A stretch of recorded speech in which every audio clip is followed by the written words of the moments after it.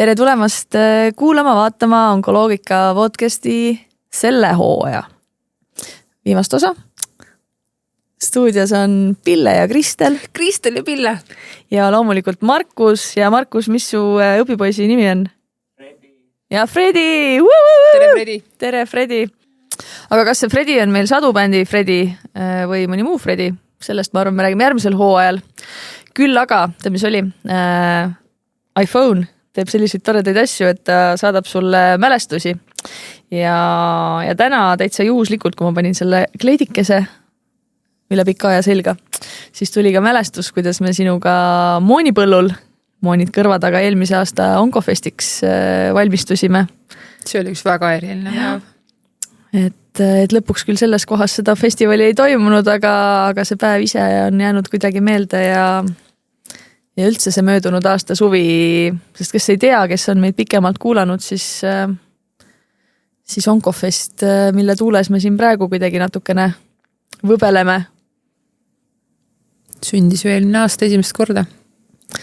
Ja sündis vähem kui 2 kuuga.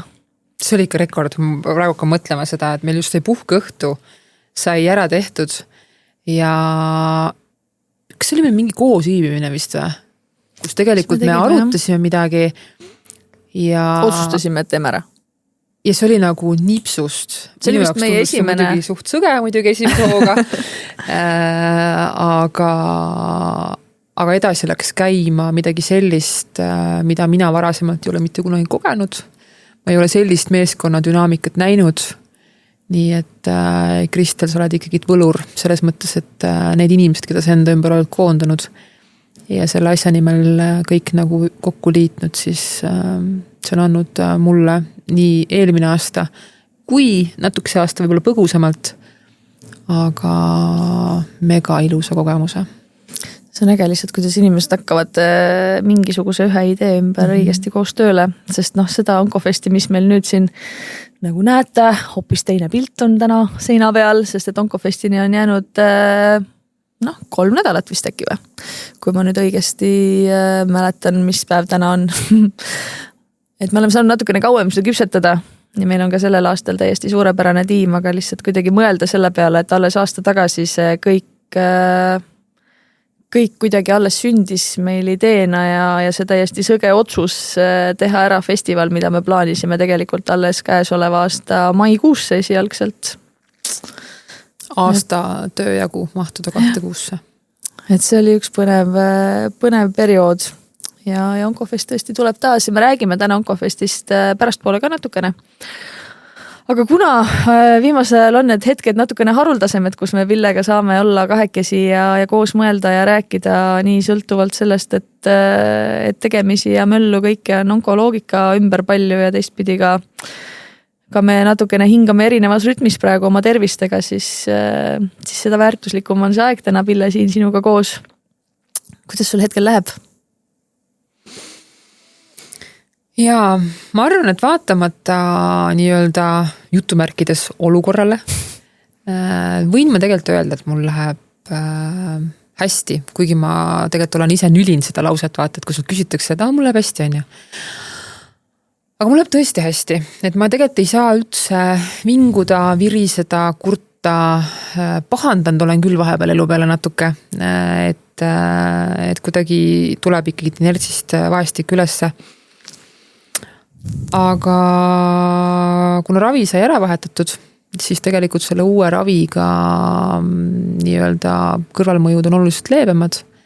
Täna olen küll natuke süke ajuudu on, et kui muidu on Pille ka oma natuurilt natuke uimane ja süke aeglane, siis ma täna võin olla veel uimasem.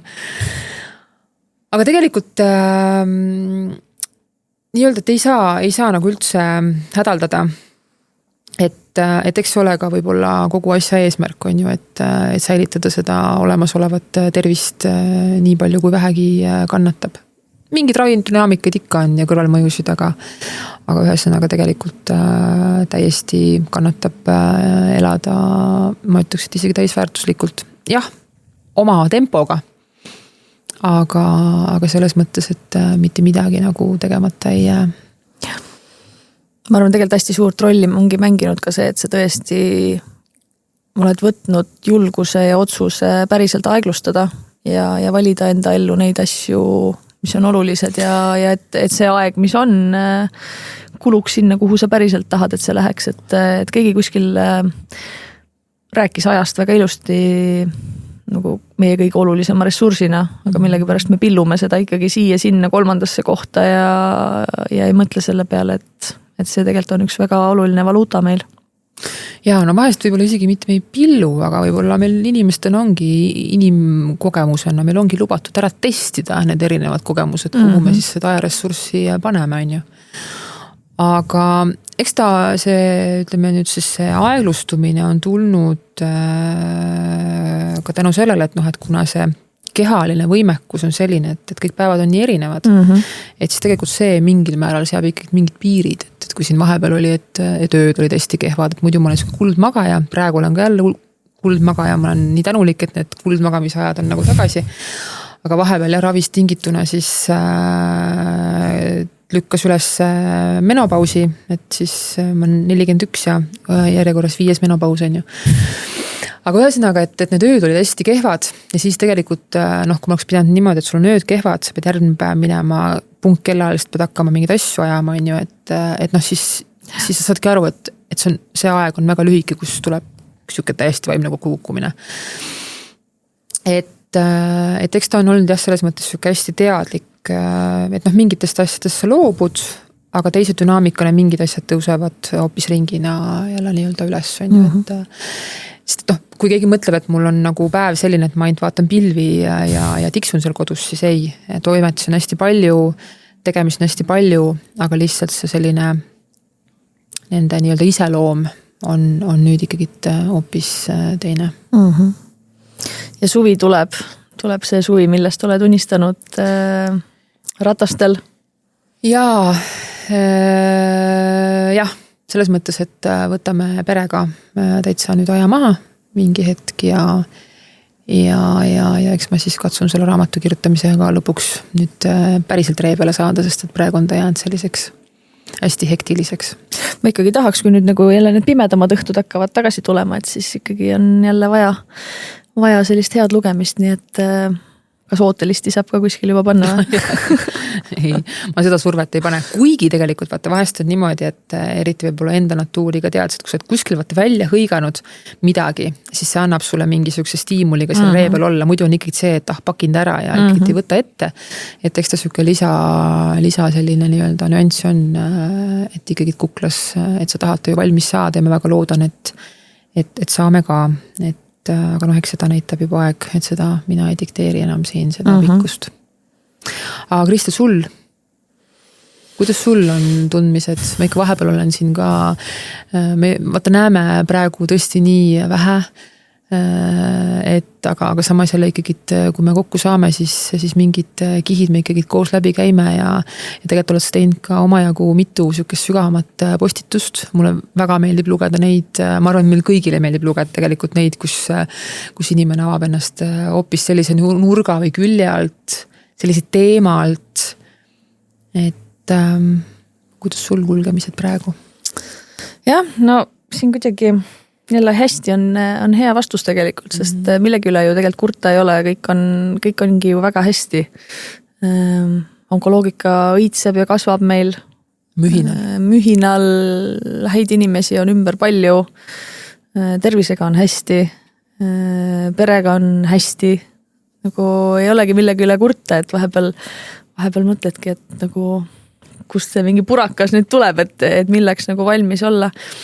Et kui tervise poolest rääkida, siis jah, mul olid nüüd esimesed uuringud Tartus. Kolisin üle Tartusse jälgimisele, et leppisime senise arstiga kokku, et kuivõrd ma olen hetkel ainult jälgimisel, mingit ravi ei toimu. Et siis uuringutega olen praegu teise arsti jälgimisel Tartus. Ja kui midagi peaks jälle kuskile aia taha minema või aktiveeruma, et haigus tõstab uuesti pead, et eks siis vaatame edasi, kuidas ja mis selle minu raviga ja kõige muuga saab. Aga tõesti, kompuuter oli jälle korras. Ja ma olen hästi pikalt tahtnud teha ja kogu aeg seda kuidagi nagu edasi lükanud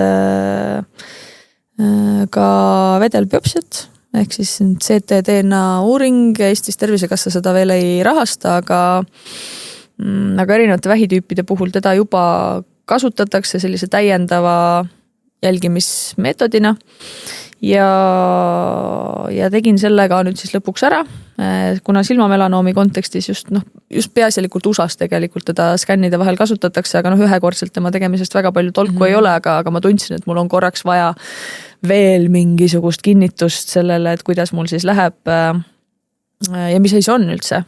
See võike asi võib-olla ka on ju. Et kuna mu silma eemaldamise järgselt see silm ikkagi pandi kuskil, ma kogu aeg arvasin, et ta istub Tartu Ülikoolis.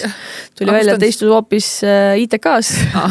Et ma ei tea, kuidas teda seal siis säilitati või säilitatakse, et Tanel Mahlakõiv, meil endine tore saatekülaline siin ja hea sõber, küsis ka, et aga kus ta sul seal üldse on, et kas ta on nagu kapi peal või ta on kuskil, et mis tingimustes teda säilitatakse. No ma tegelikult ei tea jätkuvalt, aga igal juhul see üles leiti, olemas ta oli, sealt võeti koeproov, siis oli mingi ekstra vereanalüüs veel, mida ma käisin kliinikumis andmas. Ja siis saadeti kogu see kupatus USA-sse, laborisse, kus siis aeti jälgi selles osas, kas nende analüüside ja materjalide põhjal on võimalik tuvastada veel minu organismis siis mingid jääke vähist või vähiaktiivsusest. Ja vastus oli negatiivne, tulemus oli 0, ta saab olla 0 või 0-st kõrgem. Mis tähendab seda, et praegu mingisugust aktiivset möllu kuskil ka pinna all ei toimu, sest vahel on niimoodi, et verest on võimalik midagi juba tuvastada ka siis, kui pilt veel midagi ei näita. Aga jällegi, mida see ütleb, see annab mulle praegu mingisuguse jälle täiendava südamerahu kihi, aga see olukord võib muutuda, sest veel kord minu haiguse puhul ei ole keegi julgenud öelda, et võiks unistada terveks saamisest, vaid küsimus on veel kord jätkuvalt, millal see haigus tagasi tuleb. Aga vähemasti siis praegu on nii ja augustis on uued kontrollid ja siis jälle vaatame edasi, aga see nagu jah. Ja ma teiega mõistan, aga eks see ongi jälle see kuidagi raputamine, et iga lugu on omaette lugu. Ja iga loo puhul me räägime oma stsenaariumist. Aga Kristel, sinu haigusega oli välja sul ka see vitiligo on selle asja nimi vist on ju.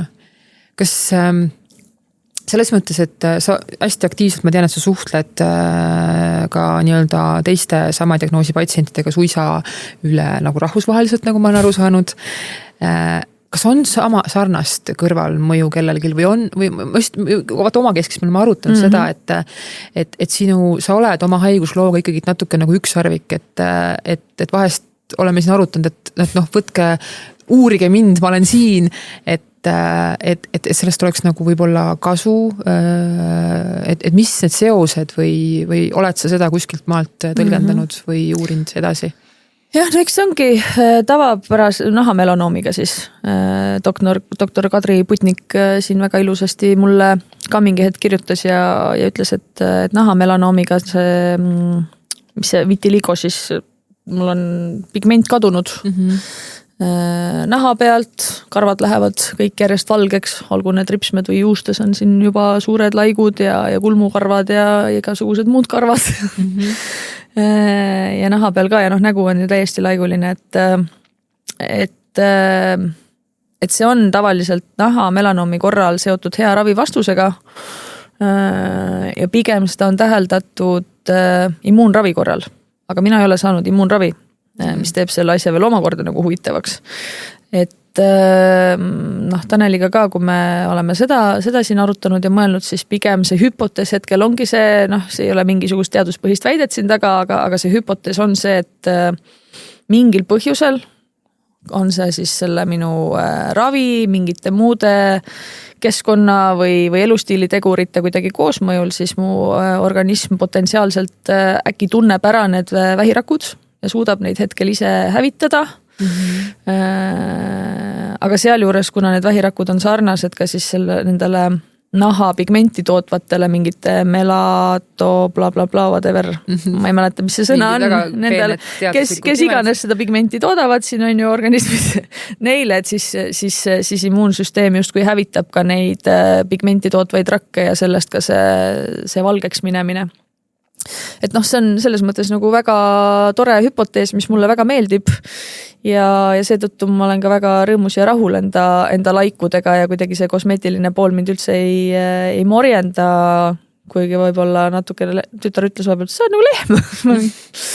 No lapsesuu. Jaa, aga jumala eest ma armastan neid laike, kui see tähendab seda, et mu keha tänu sellele saab aru ka sellest, kus on vähk ja suudab sellest jagu saada. Aga noh, veel kord, see on hüpotees, siin võiks ka potentsiaalselt olla ruumi selle jaoks, et teha mingi case report, mida teinekord tehakse just patsientide põhiselt, kes kuidagi huvitavalt käituvad. Aga jällegi siin ka arstidega arutades, me jääme jälle Eestis selle taha, et arstil ei ole lihtsalt sellise töö jaoks aega kõikide oma muude ülesannete kõrvalt, et me kuidagi seda spetsiifiliselt ikkagi hetkel ei uuri. Aga jälle suvi on jah nüüd huvitav aeg. Jah, aga noh, võiks on ju. Et selles mõttes see on nagu nii kuidagi... No üldse on niisugune veider on olla kuidagi, ma olen kuidagi öelnud ka, et natukene võib-olla 2 maailma vahel praegu. Et kui sellest, nüüd on juba 16 kuud, see on nagu see värsked lapsevanemad loevad, mu laps sai nüüd 16 kuuseks. Ütle siis kohe, et 1,5 aastat enam vähemaks. Aga juba üle aasta on see justkui täielik ravivastus või remissioon siis kestnud. Et ühtpidi jääb nagu kaugemaks kuidagi see periood, kus sa olid selles 4. staadiumis, kas palju sul on jäänud kõik need teemad kirved pea kohal, et inimesed üle aasta väga ei ela, aktiivravi, kas see toimib, mis üldse edasi saab, ravi ei ole. Et nagu need teemad otsapidi jäävad kaugemaks ja teistpidi sa ei ole ikkagi nagu tagasi ka jälle selles nagu mingisuguses vähieelses elus, et ma just siin kevadel kuidagi nagu tugevamalt kogesingi seda, et kuhu see siis nüüd jälle nagu jah, et siuke nagu uus identiteedi mõtestamine on nüüd jälle kuidagi käsil, mulle tundub, mis defineerib jälle ka seda, kuidas elada ja milliseid valikuid teha või ma olen märganud lihtsalt, ma sattusin soone peale nüüd kuidagi noored, meie onkonoored tegelikult kuskil oma saates äkki rääkisid sellest kuidas eeldatakse, et kui sa oled mingi diagnoosi saanud, et kuidas sa siis nagu elad või käitud kuidagi. Ja mul on ka mõned sellised momendid nüüd olnud, aga võib-olla see on kõik minu peas ja ma kujutan seda ette ja tegelikult inimesed mu ümber ei mõtle üldse niimoodi. Aga me käisime teatris hiljuti Rahamaad vaatamas. Aitäh, Margit Saar-Kraavi. Ja puhvetist mul mees ostis mulle ühe šampanja. Ma muidu alkoholiga jätkuvalt olen väga minimaalses suhtes, aga mõnikord selline pokaal on tore. Ja ta küsis mulli. Ja automaatselt see nagu naine jälle vaatas mulle otsa kuidagi, nagu ma ei tunne, et ta nagu, ühesõnaga, sa saad aru, kui inimene kuidagi ei vaata sust mööda ja ta tuli mulle kohe pakkuma nagu mullivett. Kui sa mulli küsid, siis esimene asi ei ole mullivesi. Ja ma tundsin ennast kuidagi nagu, kui ma parandasin, et et ma tahtsin šampanjat, siis ta mingi vaatas mulle veel kord kuidagi nagu huvitavalt otsa. Et mul ei tunne, nagu ma tundsin ennast selles hetkes jälle kuidagi nagu süüdi. Ja, täpselt, et kuna mul on vähidiagnoos olnud, võib-olla ta üldse ei teadnud nagu mitte midagi, ma olin täiesti võõras inimene ta jaoks, et ta lihtsalt kuulis valesti, aga mis protsess nagu mu peas käis, oligi see, et okei, nii. Nüüd ta vaatab, et nii kui vähk on taandunud, kohe hakatakse jälle siin šampanjat jooma ja alkoholi tarvitama ja siis on jälle tulemus käes, et mul juba siuke lugu jooksis peas, mis on täiesti nagu napakas jälle.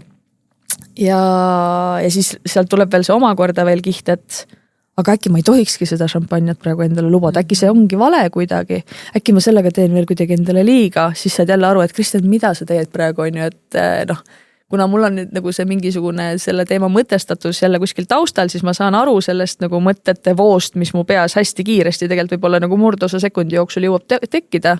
Et ma suudan selle näpu sinna peale panna ja öelda endale nagu sisekõnes, et kuule, chill.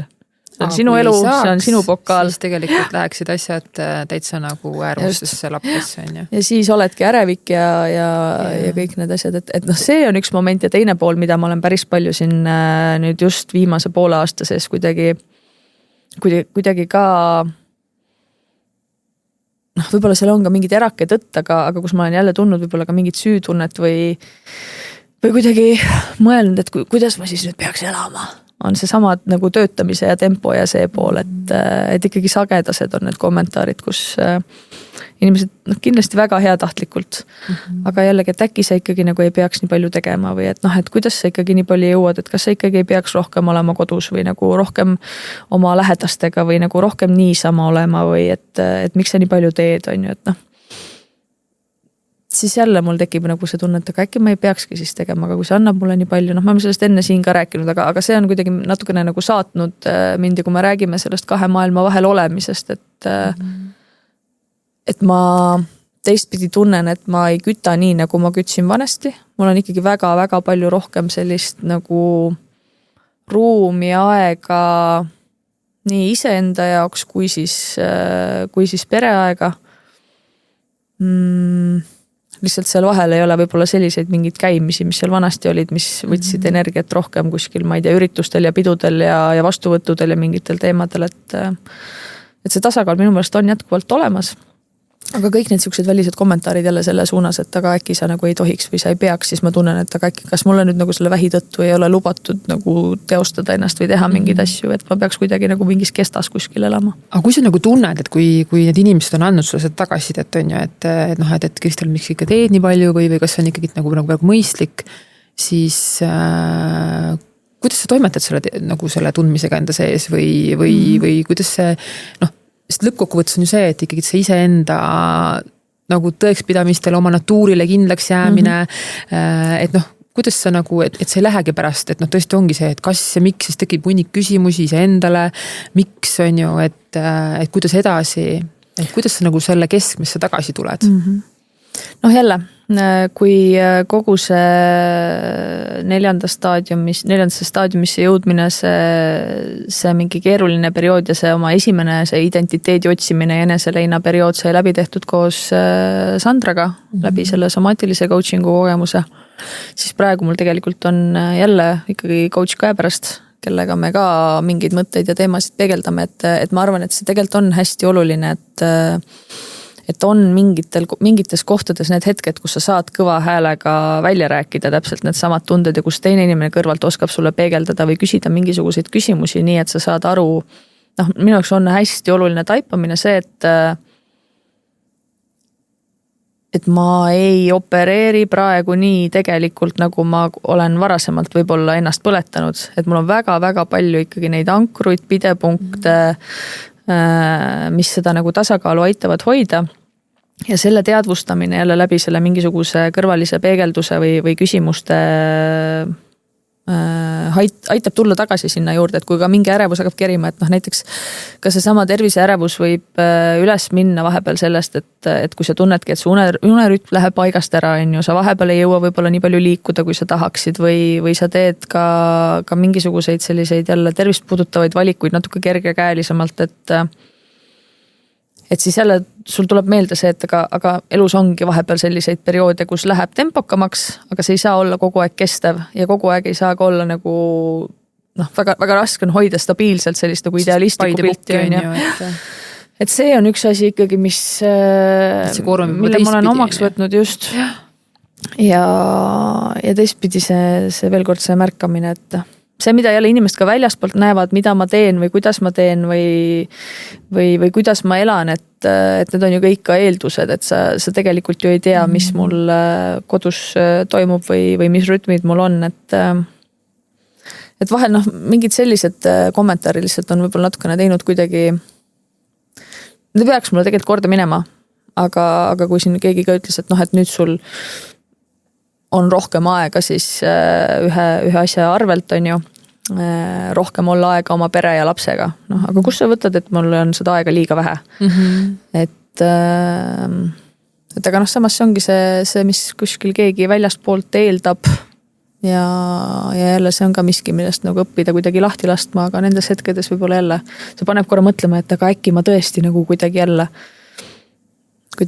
kasutan seda aega liiga kergekäeliselt. Mulle tundubki seda, et meil ühiskonnas võib-olla on hästi palju tegelikult ju tuleb ju neid lugusid, kus inimesed ise pärast ju peegeldavad, et ma aastaid tegin räiget tööd ja siis ma ei tea, abielu purunes tänu sellele, et ma ei tea, kogu aeg sai tööd rügatud ja mitte nii-öelda panustatud ja aega pühendatud ka sinna või noh, on lastega suhted läinud keeruliseks.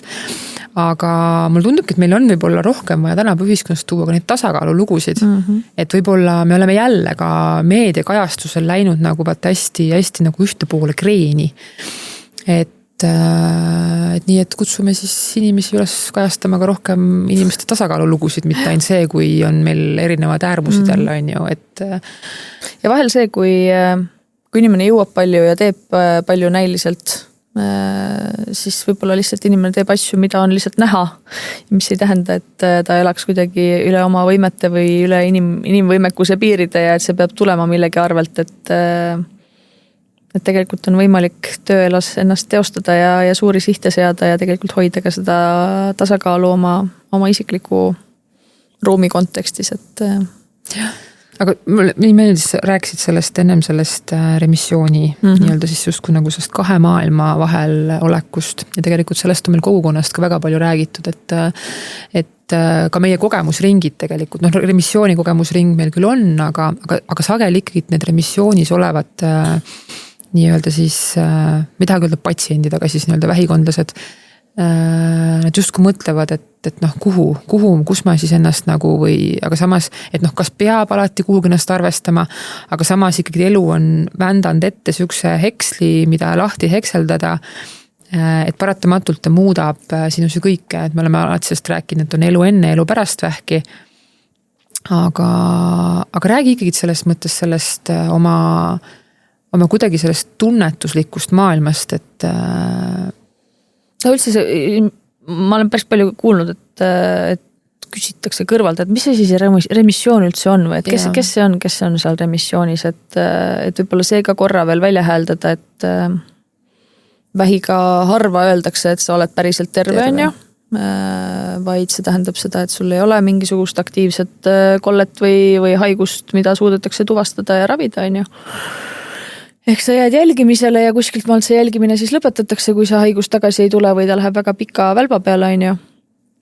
Ja see on ka see koht, kus ikkagi sageli ju inimest panevad seal peatükiga kuidagi kinni ja lähevad oma eluga siis moel või teisel edasi.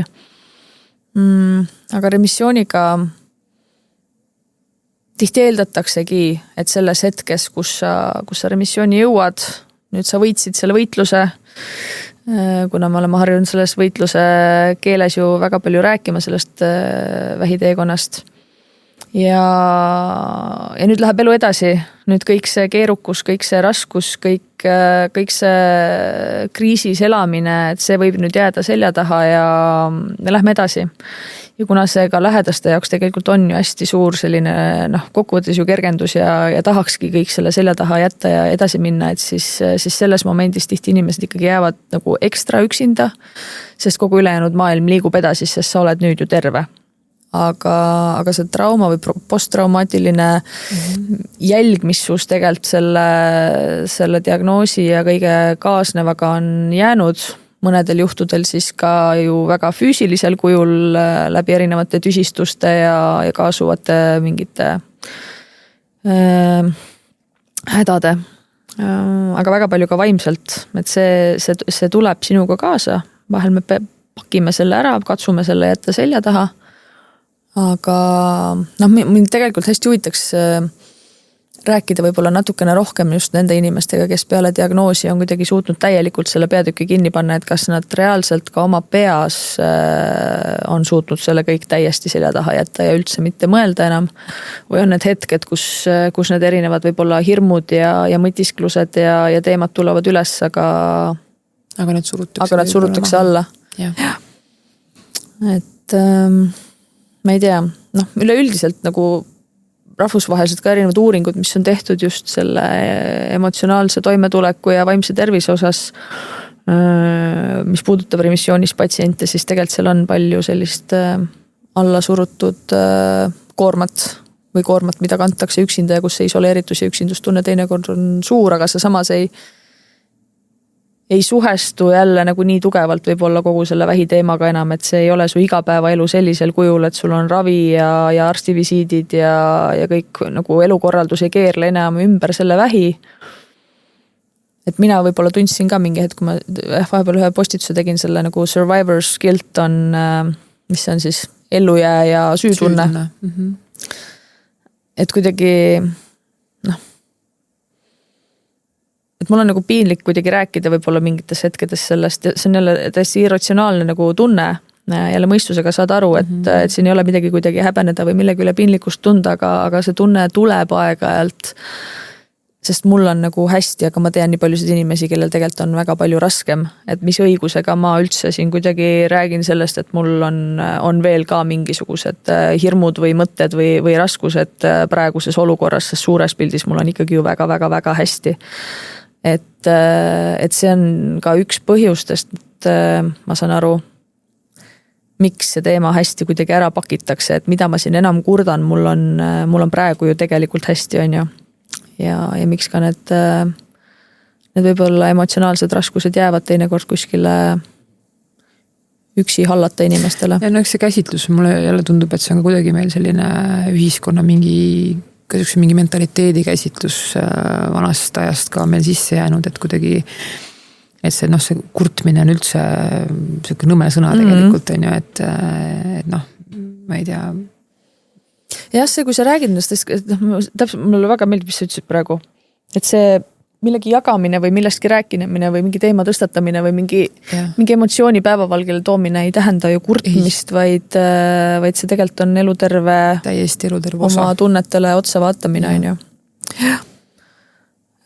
Et aga remissioonikaid, see on kuidagi jälle mingi uus teistsugune kogukonna kiht jälle kuidagi, kes läbi selle üksteist leiavad ja saavad need jutud ära rääkida, mis muidu rääkimata jäävad.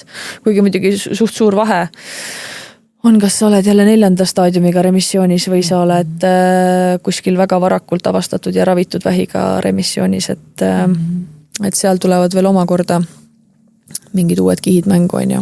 Aga terviseärevus, kui sa nüüd enda peale mõtled, skaalale paned, kui suur ta ikkagi on? Mulle tundub, et praegu tegelikult ei ole, praegu pigem ongi nagu see, et see identiteediküss ikkagi jälle rohkem, et kuidas siis nüüd nagu toimetada või ma ikkagi teadlikult olen ju teinud nagu tööd selle nimel jälle, et mitte iga, ma ei tea, suutäit jälgida või iga nagu magamata öö pealt nagu hakata muretsema, et mul läheb rütm paigast ära, et ma ikkagi vahepeal ju ma tõesti ju, ma oleme enne ka rääkinud nagu oma selle aktiivravi perioodi, ma tõesti optimeerisin kõik maailma asjad ära, mis vähegi oli võimalik ja võib-olla sellepärast mul ka täna see vitiligo, ma ei tea ja ei saagi kunagi teada ja võib-olla sellel ei olnud üldse mitte mingisugust mõju, aga kuidagi sellele jälle, selle teadvuste nagu kõik asjad taanduvad, mulle tundub lõpuks nagu oma mingisuguste mõttemustrite ja sisekõne märkamisele ja korrigeerimisele, et see suhe iseendaga ja enese, mul ei tule see sõna, mis ma tahan öelda, lugupidamine enda vastu, enesehool, need ei ole päris need sõnad, aga ja mitte ka halastus, vaid ütle nüüd, mul ei tule praegu see sõna meelde, see on täitsa mingi mõiste. Kaastunne, tuli. Enese kaastunne on tegelikult nii oluline asi, mida treenida ja oskus kõrvalt märgata, et ma ei tea, kuidas sinu sisekõne jälle pealt näha tundub, et tegelikult see nagu rahu ja stabiilsus on kuidagi juba nii nagu päris osaks saanud, et kui palju sellist võib-olla mingit oma mõtete kõrvalt märkamist või ümberkeeramist või seda üldse sinu nagu peas on? On ikka, selles mõttes, et ega see inimene on ikkagi tervik, ega minul on täpselt samamoodi neid, on ikka. aga noh, mida ma enda puhul võib-olla näen, et noh, minu puhul ka praegu ma näen, et see ravi ja kõik noh, keha hakkab muutuma, keha võimekus hakkab muutuma. Ja vaat siis võib-olla nüüd mul praegu on tulnud see ilus sõna, see kaastunne ja imetlus enda keha ees. Et tegelikult millist kadalippu ja mida kõike tegelikult läbi nende ravide on siin pidanud nagu nii-öelda vastu võtma ja võtab veel jätkuvalt, on ju, et see on jälle siuke, et noh, sealt tuleb teistpidi nagu mingi aukartus selle elu enda ees, on ju. Aga mustreid murda on ikka ja mingitest asjadest ma olen täpselt samamoodi täiesti nagu lahti lasknud, sest et seda ideaali kultust, ma olen nii palju nagu selle peale ka mõeld, et ma saan aru, et okei, meil peavad olema mingid siuksed ühised teadmised, soovitused, noh, kogu selle meie nii-öelda füüsise ja vaimse koha pealt, et nii-öelda siis kuidagi erinevatest etappidest elus ka nagu niimoodi ennast läbi liuelda ja kokku kraapida ja jälle liuelda ja kokku kraapida ja püsti tõusta. Aga mingi koha pealt nagu ma olen nii palju mõeld, et kes kurat on välja mõelnud mingid siuksed, noh, et või see sõna tubli on ju, et nii tubli, et sa hakkama said. Aga on küll ja mina võib-olla nüüd ka endal, mis ma võib-olla ütleks, et ma olen nagu niimoodi maha raputanud, üks ongi see kuidagi see ajasurve ja see, et ma ei pea olema kõigile kättesaadav, et see on minu võib-olla selline noh, tänapäeva maailmas olla kättesaamatu on meil eriti luksus, harukordne nähtus, et eks mul juba lähedased vaikselt nagu kompavad ka ja saavad aru ja eks ma olen mingitel asjadel olengi vaata võib-olla ka nagu öelnud, et noh, kui on ikkagi mingi pakiline asi, siis tule ja torma nagu natukene võib-olla nii-öelda lärmakamalt, küsi nõudlikumalt, aga jah, me ei pea olema kõigile kätte saadavad, et see võib-olla on minu praeguse sellise võib-olla, kuigi noh, tegelikult ühest küljest minu tervislikku olukorda arvestas, siis ta tegelikult justkui võiks nagu ära ehmatada, et kui ma kirjutan sulle ja sa ei vasta mulle mingi 2, 3, 4 päeva võib-olla isegi vahepeal, et mõtled, et nii, nüüd on nagu midagi pekkis. Aga ma arvan, et see, et kohe midagi on pekkis, kui inimene ei vasta, siis see on meil tegelikult ka ühiskonnas juba mingi sisse juurdunud teema, et vanasti käisime, ei teadnud kellegist keegi midagi, ma ei tea, kuude 5 inimesed elasid, aga praegu on jah selline võib-olla teema, et ja eks ma ka mingil hetkel, kui ma nägin, et see ravi hakkas mul kehakaalu hästi tõstma, on ju, noh, kõik mingid sellised teemad, et siis noh, lased lendu mingid asjad, et noh, see on kest, aga samas seda kesta ja oma templit hoida nagu teistsuguse mõtestatusega, et me ei noh, sest kui ma praegu veel peaksin hakkama nüüd muretsema selle pärast, et mul on mingid lisakilod ja noh, ma ei kujutate, mida see siis veel nagu tekitaks. Et see läheks teistpidi jälle, tekitab seda ärevust ja võt siis tuleb jälle see sama mingi süütunne, et ma tunnen tegelikult süüd, mis ei peaks üldse olema minu oma. Ja pole tegelikult üldse kohta sellele süütundele siin, et jah. Aga kui me räägime, Oncofest on tulemas, meid ootab Oncofestil päris palju huvitavaid arutelusid. Me räägime see aasta lavaprogrammis peaasjalikult erinevatest suhetest, küll paari suhtest sõpradega, kus sina koos oma südamesõsaratega laval oled. Meil on seal noorte suhe tulevikuga, on lähedaste omavaheline diskussioon ja töösuhted ja palju erinevaid teemasid. Ja sealt tuleb ka teemana suhe arstiga, arsti-patsiendi suhe ja sealt edasi pühapäeval ka suhe oma tervisega. Miks ma sellest praegu rääkima hakkasin, on lihtsalt see, et mulle tundub, et see meie nagu praegune mõttekäik ka natukene ikkagi liigub ka sinna poole,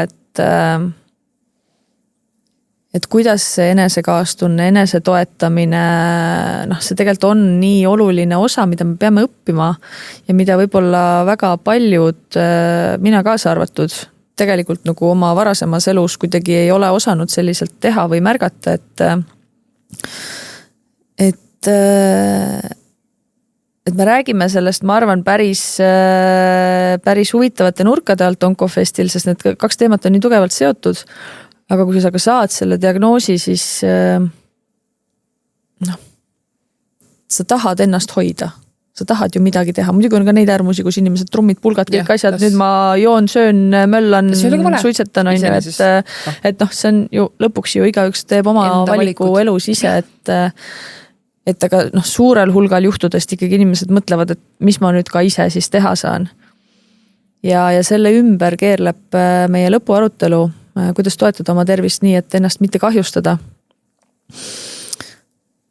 Ja kohe võib-olla esimesed mõtted selle teema juures lähevad ka jälle sinna toidulisandite juurde, on ju, mida võtta lisaks, kuidas turgutada ennast, mida süüa, ma ei tea, kuidas magada, igasugu mingid tehnoloogilised vidinad, mis sind saavad toetada ja nii edasi.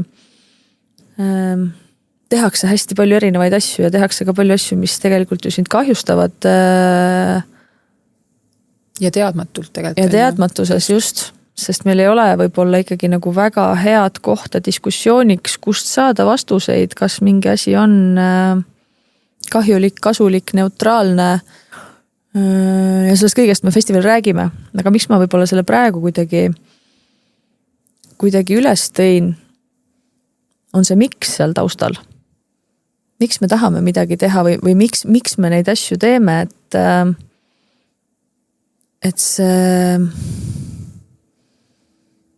see kuidagi võimetus, selle see määramatus või kuidagi see võtab ära sult tegelikult see diagnoos ja kõik nagu praktilised relvad justkui, et sa tegelikult ei saa oma elu väga kuidagi juhtida peale seda diagnoosi, sest mitte keegi ei suuda prognoosida lõpuni välja, mis hakkab juhtuma, kuidas see kasvaja käitub, kuidas ravile allutakse, kas või see nagu meie lugu siin on ju, et kõik prognoosid olid hoopis midagi muud, aga siin me jätkuvalt oleme. Ja sulle lajatatakse kõigepealt veel ette see aktsepteerimise portsjon, mida sa pead hakkama omale lusikate viisi sisse sööma ja ennem tegelikult edasi minna päriselt ei saa, kui see kauss on aktsepteerimisvõimest nii-öelda tühjaks söödud. Aga just kuidagi see aktsepteerimine, see kõik tuleb nagu samm-sammult, et lihtsalt hiljaaegu äkki üleeile või millalgi tuli üks artikkel sellest, kuidas ka arstide suhtlemisoskus või sellised kommunikatsioonioskused ei ole lihtsalt mingid toredad pehmed oskused, vaid see on, ma arvan, see on võtmeküsimus tegelikult selles osas, mis patsiendist saab. Sest see, kas minnakse väljaspool teaduspõhist meditsiini kuskilt veel abi otsima, tihti selle taga on ju see, et see abi jääb süsteemist saamata.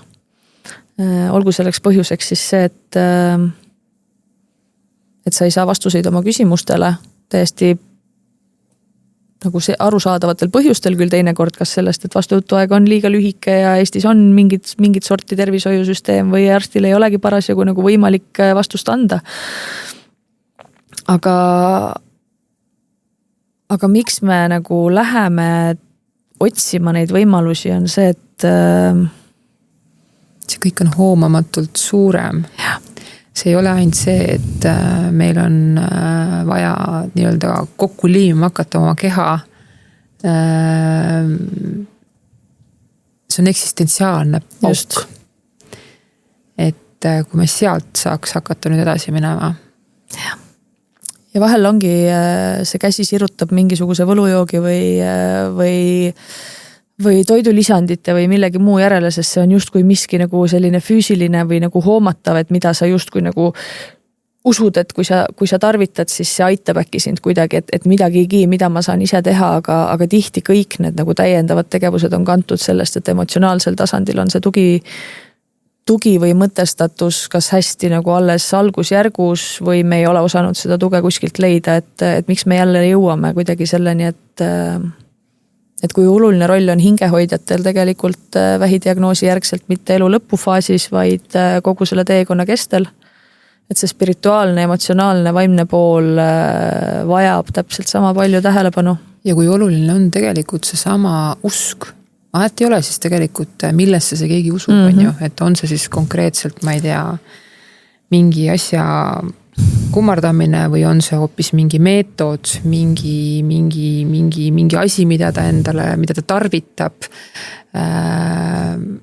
Isegi ratsionaalselt inimene võib aru saada, et kui ta hakkab nagu mõistusega, et on ju, seal on so-so, aga tegelikult sa ei saa ära võtta seda inimesed seda usku ja tegelikult tänapäeva meditsiin peaks arvestama sellega, et jah, me peaksime selles mõttes panema ta nii, et kas nad teaduslikult nüüd, et just ravi segamise efekt on ju, aga psühholoogiliselt, et selles mõttes, et meil on vaja seda usku millessegi.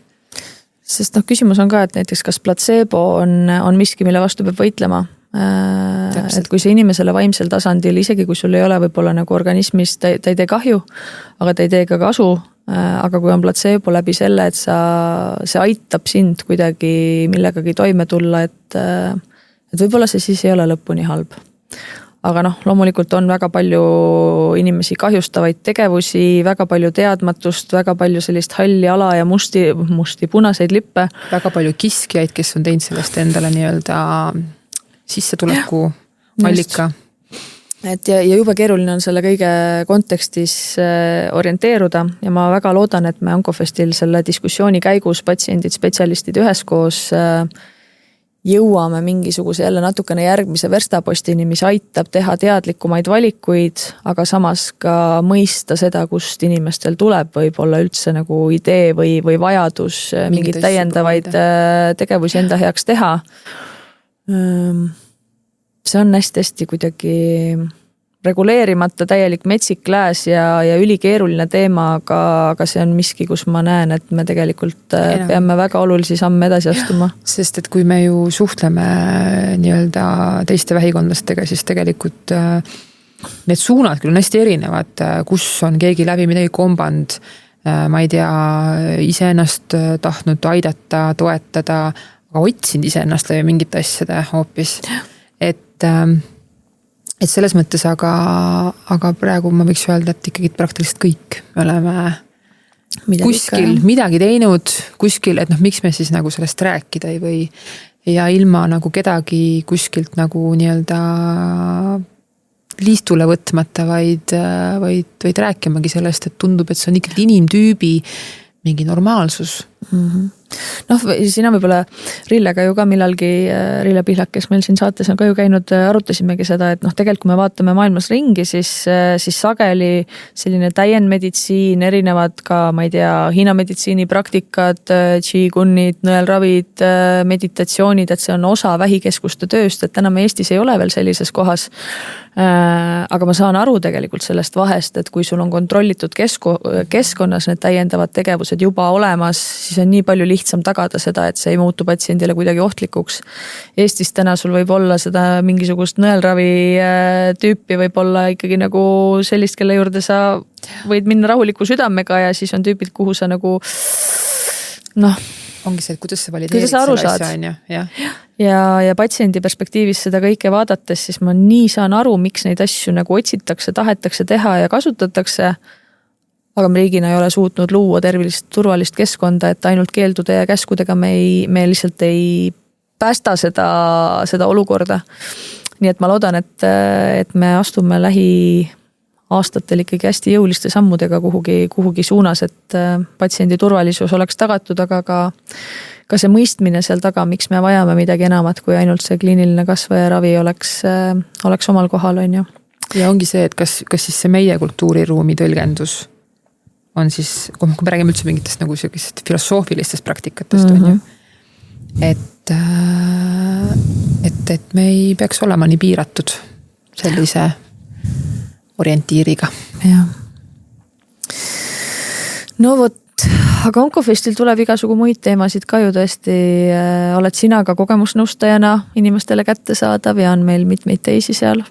On erinevaid spetsialiste hingehoidjatest, psühholoogide ja kriisinõustajateni, kelle jutule saab minna ja pikemaid vestlusi, lühemaid vestlusi pidada, on ju. On meil...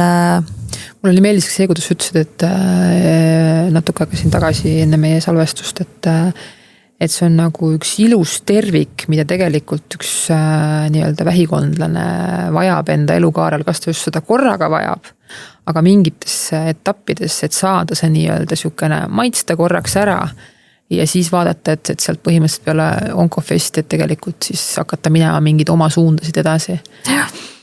Sest jah, tõesti, me olemegi püüdnud selle järgi ju selle programmi kokku panna, et kõik need erinevad kihid elus, mis saavad puudutatud diagnoosi järgselt, küll jah, erinevatel etappidel, et vastavad spetsialistid ja tugijõud oleksid seal koha peal, et samamoodi on meil olemas juristid, on olemas tööalane nõustamine, finantsnõustamine, toitumisnõustamine, issand, raviminõustamine koostoimete teemadel, parukad, abivahendid, aga ka ilurituaalid ja kuidas endale nagu häid puhtaid meigitooteid valida, et teemasid on tõesti seinast seina ja see suhete kiht mulle hästi tegelikult meeldib, et meil on seekord kuidagi lavale jõudnud, et suhetele ju lõpuks kõik taandub ja suhtele iseendale eelkõige, iseendaga.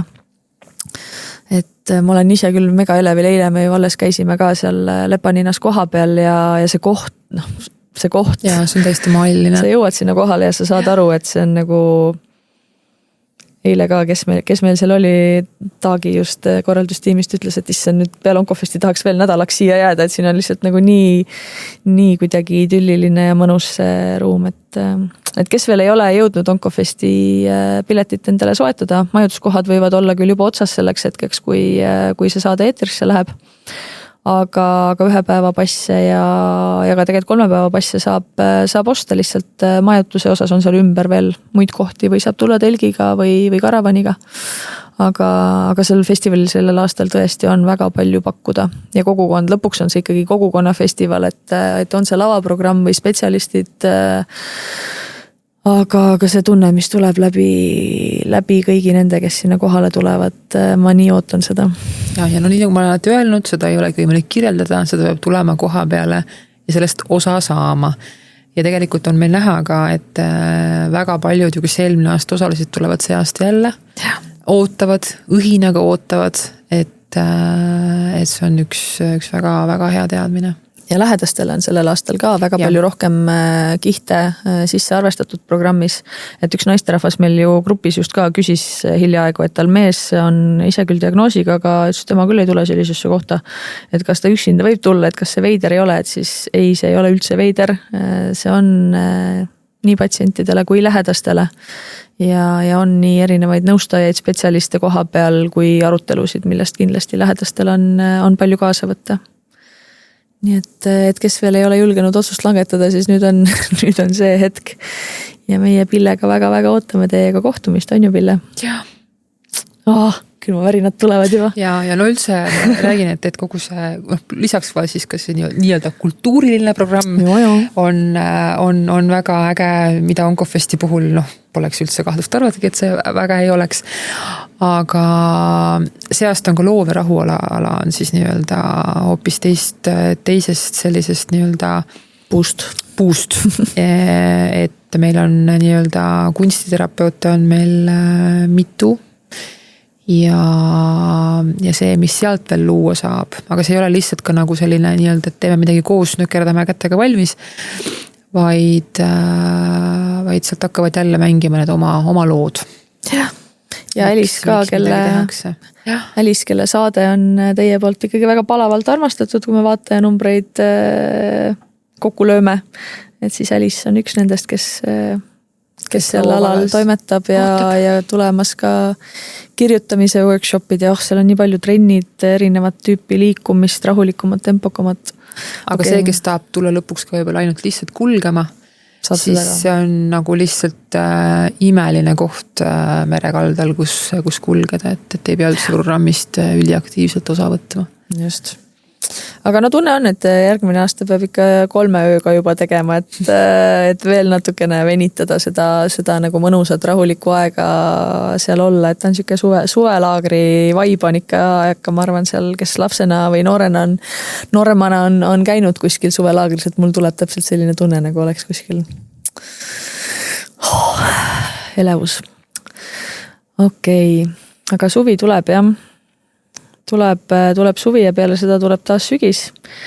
Enne ma arvan, kui me siin tänaseks otsad kokku tõmmame oma mõtiskluste radadel, siis tegelikult onkoloogikas ju ka palju muid tuuli siin puhumas. Et tahame ju sügisel edasi minna veel kuidagi laiapõhjalisemalt ja kvaliteetsemalt kogemustoetamisega. Et kogemusringide tegijad just värskelt sai ju kokku võetud, võib-olla Pille natukene, ma ei saanud pikalt sinna jääda, kui see lõpuüritus oli, aga võib-olla natuke peegeldad seda ka. Ja me tegelikult hullult tundsime puudust sust, et selles mõttes, et need on siis inimesed, kes on tegelikult võtnud selle aja, selle pühendumise, et tegelikult teisi nii-öelda toetada. Ja luua see nii-öelda turvaline keskkond, eks ju, et meil ei ole nõustamisringid, vaid meil on täiesti sellised turvalised jagamise ringid, kus ongi, et iga inimene, kes sealt lahkub, ta saab kas mingi sellise uue vaate, uue mõtte, mingi jõuallika, mingi asja normaliseerimise, aga eeskätt selle sama tunde, et sa ei ole üksi, et juba see teadmine, et ma olen ka ikka vahest, et kui on ikka hullult kehva olla, siis ma mõtlen, et pekki, et minuga kogu aeg käib seda sama rada tegelikult tohutu hunnik inimesi on ju. Ja mitte isegi ainult siis, kui kehva on, vaid siis, kui on ka need high levelid on ju, või sellised tasakaalukad tavalised nii-öelda argipäevad on ju. Aga see läheb ja selles mõttes see päev oli hästi, hästi eriline, et ja Kertu ja Annika meil organiseerisid seda ja tegelikult nad hõikasid lihtsalt välja, et nii-öelda, kes aitaksid kaasa sellele ilusa päeva nii-öelda kokkutulekule, et nii-öelda kogemusringide eestvedajad siis nii-öelda kokku saaksid ja nii-öelda maanduspäeva teeksid. Siis seda me oleme juba kogenud tegelikult onkoloogika käigus nagu mitu korda, kuidas sa hõikad midagi välja ja tegelikult inimesed tulevad ja nad tahavad sellesse nagu missiooni, sellesse kogukonda, sellesse nagu sellesse ühishingamisse kaasa panustada. Ja see on nagu nii, see teeb kuidagi selliseks nagu ikkagi nii tänulikuks ja nii alandlikuks, et seekord me saime Türil kokku ja selles mõttes, et veetsime siis ühe ilusa päeva seal Türitu ajatu kohvikus. Ja selle poole aasta jooksul, mis need kogemusringid meil nüüd sellise esimese pilootperioodina ju vältasid igakuiselt, siis üle 500 registreerumise oli sinna. Et ikkagi inimesed näitasid, et see on oluline ja tegelikult oli palju ju ka küsimisi juba järgmiste teemaringide suunas, ja laienemine tuleb. Et kindlasti me sügisel tahame ette võtta selle suuna nüüd järgmise arenguhüppe. Ootame siin natuke mingisuguseid rahastusotsuseid ka selleks, et suuremat sammu astuda. Äpiarendus on käima läinud. Oleme Tehnopoli programmis praegu heaolutehnoloogiate sellises esimeses voorus ja katsetame tegelikult Onkofestil tuleb esimene suurem selline testimine.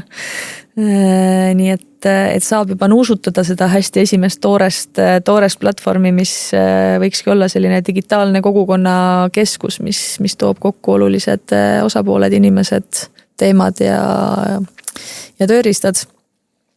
Et näis, kuhu kogu see teema veel edasi triivib ja mis sellest onkoloogikast siis lõpuks välja kasvab, aga äge on see, kui palju on inimesi kaasas olnud, et võtame nüüd korraks selle suve, teeme Onkofesti, tõmbame hinge ja sügist tasub oodata, aga ma arvan, see suvi on vaja kõigepealt täiega sisse ahmida ja olla nüüd korra. Ja kui seda Eestimaa killukest siin on, seda sooja suve. Korra kõige selle keskmes. Nii et mega suur tänu kõigile, kes te olete meid kuulanud, vaadanud. Hästi suur aitäh Estkeerile, Markusele, Kadrile, Silverile, et me oleme saanud sellel hooajal teha pildiga seda saadet ja teha ikkagi väga palju rohkem osi, kui me võib-olla esimese hooga ka ise unistada julgesime. Kes teab, äkki lubab mingeid blooperseidki siin vahepeal sekka. Neid on oma jagu. Materjali peaks olema. Ja kõikidele külalistele, ma ei tea, kuidas meil on õnnestunud üles leida jälle. Seltskond, kes siit on ikka meil nii-öelda saatekülalistena läbi käinud. Täielik privileeg on olnud neid vestlusi siin teiega pidada. nii et võtame selle podcasti hooaja kokku, selleks, et ikkagi loodetavasti tulla sügisel tagasi ja jätkata ja kui teil on mingisuguseid mõtteid, ootusi, teemasi jällegi, et siis alati võib need meie poole teele panna. Ja nii hea pille. Mingite teemasarjade mõtteid, et panna kokku midagi. Aga igal juhul Pille nii hea, et ma saan seda sinuga veel siin jälle jätkuvalt koos teha. Ja mul on ka hea meel. Et aga nüüd tuleb suvepuhkus ja siis leiame rohkem aega, et koos olla.